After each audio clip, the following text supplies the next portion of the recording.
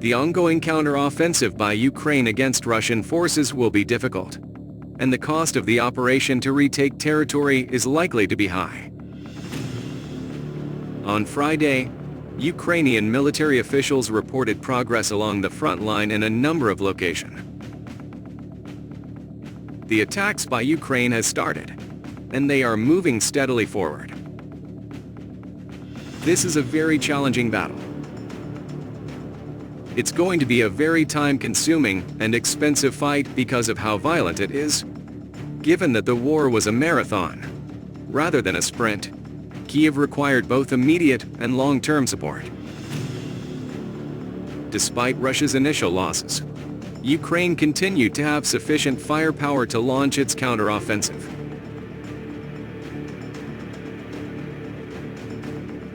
Military analysts believe that decisive battles are still to come in the Ukrainian counter-offensive, which is still in its early stages.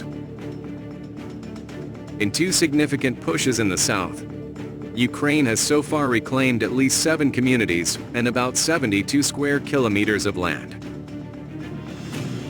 Despite intense fighting and the Russian army's superiority in aviation and artillery, Ukrainian troops are making progress.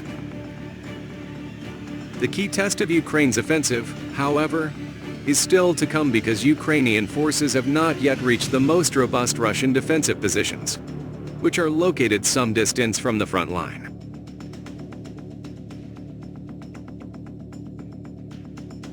An attack force consisting of 12 brigades with 1,000 troops each, most of which were newly imported Western armored vehicles, is thought to have been prepared by Kiev.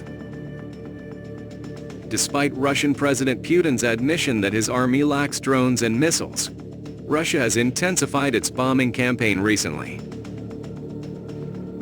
The real trials of Kiev's counter-offensive after a week of intense fighting lie ahead, with Ukrainian troops a few miles from Russia's prime defensive line, and the majority of the forces ready for the push still on alert.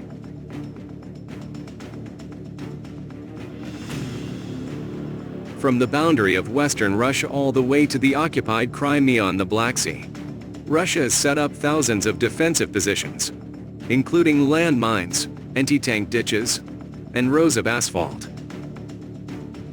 According to military analysts, Ukraine, which has the majority of its counter-offensive forces waiting in the wings, can keep an eye on where Moscow commits troops to fortify its defenses and launch attacks in weaker defenses, such as the east.